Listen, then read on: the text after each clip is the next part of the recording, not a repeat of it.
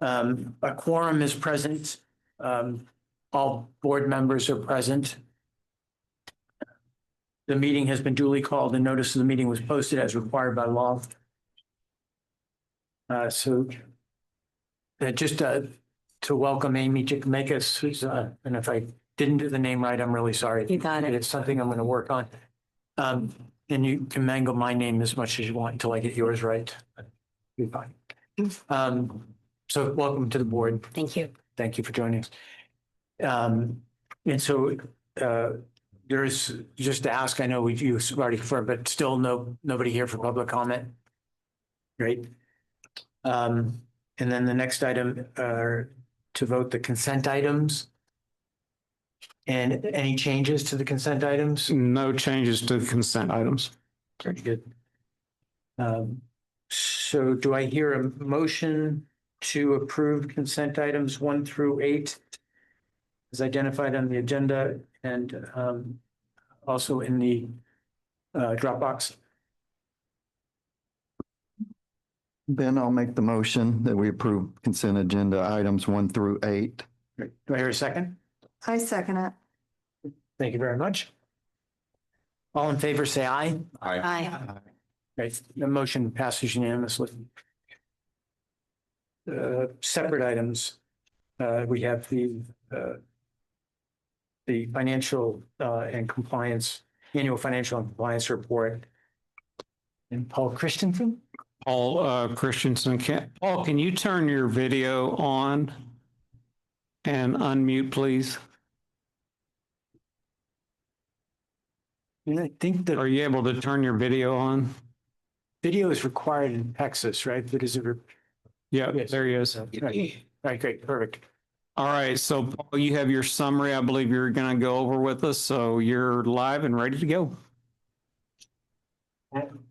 We can't hear you, unfortunately. One second. Yeah, we can. Hold on 1 second, Paul.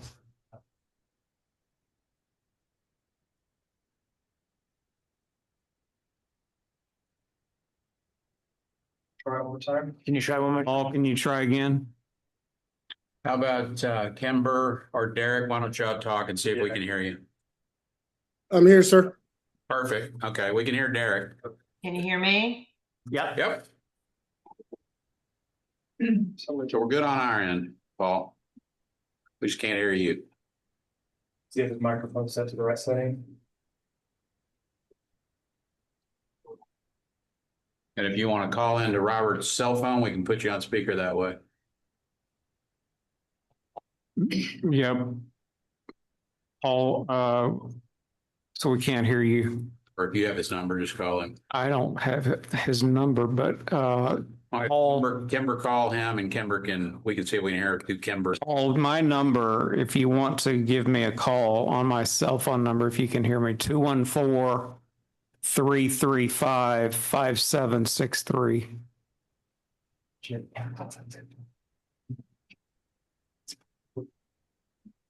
And then when he calls, I guess just pull that mic down to the phone so we get it on the video.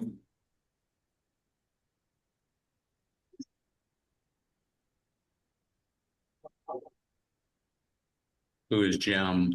Right. Do I admit this person? Who is that? And Jim Mize, Mize, yeah, can't read it. he's with Heritage. You can admit, yes. Go ahead and admit. Okay.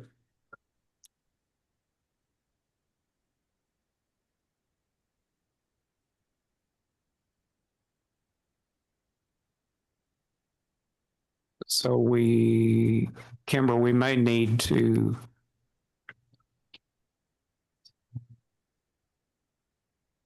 if we can't get this here, we may have to have you go over his summary.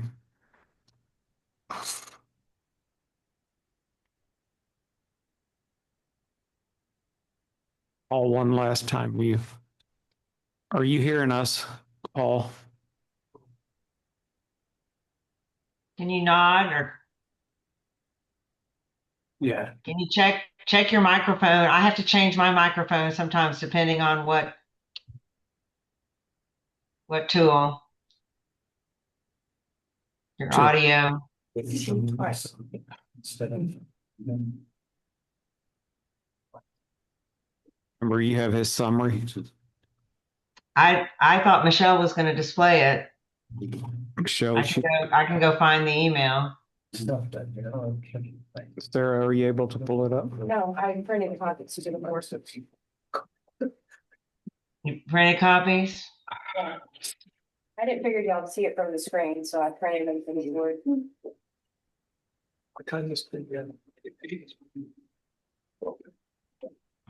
This is why we're supposed to log in early We can do it. or be here in the room. Hey, Paul. Hey, Kimber, I don't know what's wrong with the mic. I got unmuted. Can we go through yours? That's not Can you working. guys hear that if he speaks through my phone? You have him call my cell phone number, Kimber. Can you, I'm going to forward you. It's Robert's. 214. Well, yeah, forward it. I have it. Paul, I'm going to text you Robert's phone number. Can you call his? Because they'd be able to hear that better. The 214 number he gave you, yes. If you could call that, that would be better. It's being blocked right now, Robert, is what he said. Whoever gives us It's number. going to voicemail, Robert. Yeah. How do you turn that off? What, Paul, give me your, Paul, tell me your number. Tell me, or Kimber, tell me his number. Kimber, tell me Paul's number. It's 254 254 405 405 0052.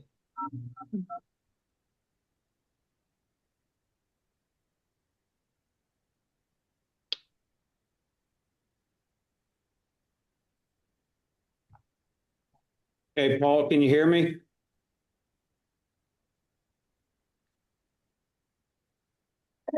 Paul? Oh, Okay, now you can hear me. yes. Okay, thank you. Wow. So we're here. Sorry, man. We got him over here, bro. You're over there now? I think, yeah. Okay, Put it on. mute. So go ahead, Paul. Okay, I apologize for the inconvenience. Your mic. Okay, I'm going to take you through the report. To the mic. I'm going to start with page 7. And I'm going to take you through the report and just show the highlights that I feel are in. The entire report is important, but the highlights I'm going to go through.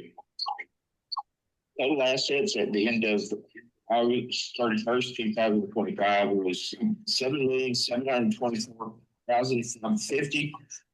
That's up $174,000 from the previous year, and you're going to see that that's going to be your increase in your net assets as well, and the primarily that increase is going to be in your increase in cash, and there were some capital assets that was also added during the year.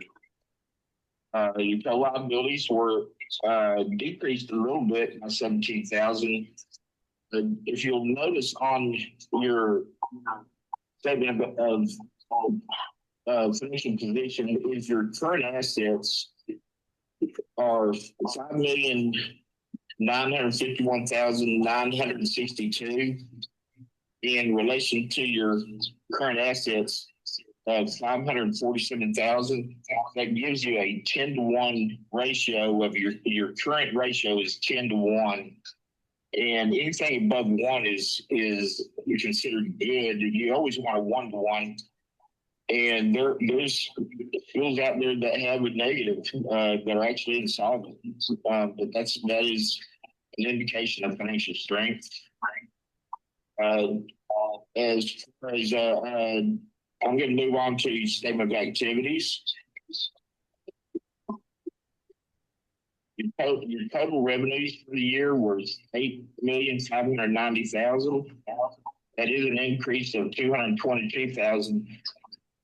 There was a decrease in the federal funding, and that was mainly due to the expiration of the ESSER funding. However, there was, for the summary finances, there was an increase in your student body, and so as far as your ADA, and so your foundation revenue, your state revenue increased during the year by 460,000. Your expenses for the year, they did increase 258,000. Primarily is your payroll cost increased 196,000. Contracted services increased 73,000. Your supplies increased 37,000, and your other operating costs decreased 48,000. Your net assets on your statement of activities increased by 592,000. It's a little bit less than the previous year, but it is still a healthy increase for the school, and it's each year it's been good, and we'll get to on the next page. We'll get to the increases in the net assets and where the school's been, where they are today. In general, is the financial statements, if you were to compare them with that of last year or the year previous to that, they're almost identical, and we don't have a lot of fluctuations in your expenses, and that's an indication of financial stability. On your cash flow statement, on page 10, your cash increased by 416,000, of which 683 was through operations, and then there was use of your cash this year in you adding capital assets, flooring, ramp and handrails, playground fencing, intercom system, portables, doors, access control system, and gate and security system, and your intercom paging system. As far as the auditor's report, we're issuing a plain opinion, is a unqualified opinion on page 4. And that wording says what you're looking for is that it presents fairly in all material respects. That's what's considered plain opinion wording. That's no matter what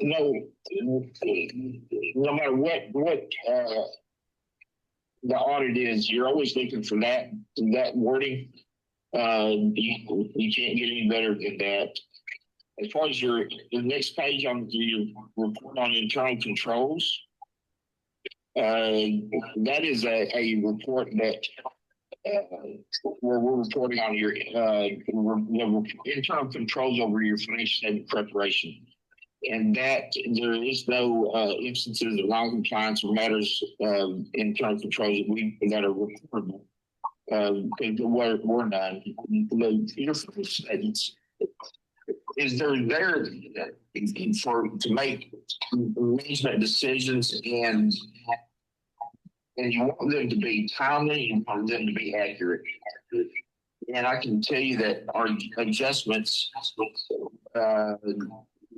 with the change in net assets with our adjustments was $8,000 on $8 million in total revenue. So you're receiving the best information you can currently on a monthly basis to make your decisions. That and in close, I'd like to point out your statement of financial position and as a 10-year analysis. If you'll notice, going from left to right, in 2016, if you'll notice, your current assets was 497,000, yet your current liabilities was the same for 2017. Was far more than your current liabilities were far more than your current assets, which in those years it was in the school was insolvent, and probably may have been a going concern would have been probably applicable in those years. In 2018, there was a small increase in your net assets. And if you'll notice is the trend of the financial strength each and every year is where it was and where it is today, ending with in 2025, 5.9 million was the current assets. And net assets is 7 million.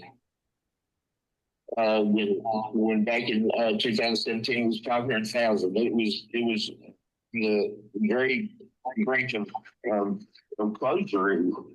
There was no room for any shortfalls in funding with TEA. It would have had more money to cover expenses.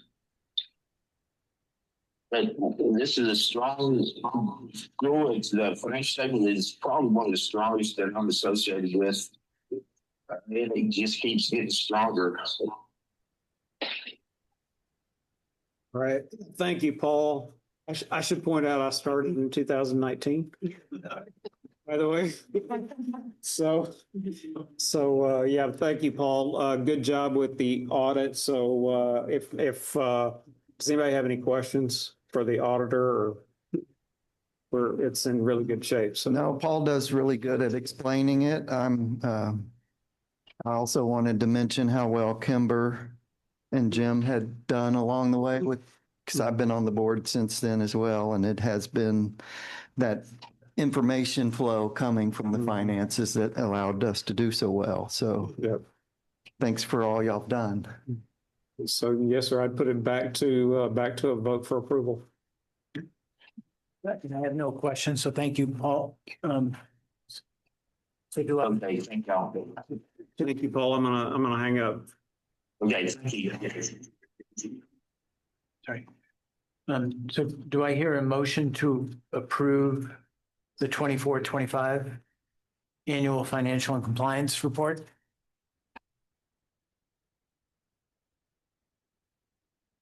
Sure. Okay, Ken, thanks. Do I hear a second? I'll second. Thank you very much. All in favor, say aye. Aye. Right, the motion to approve passes unanimously. All right, now we go into closed session. So pursuant to section 551.074 and 551.076 of the Texas Government Code, we are authorized to go into closed session. No votes will be taken until we reconvene in open session.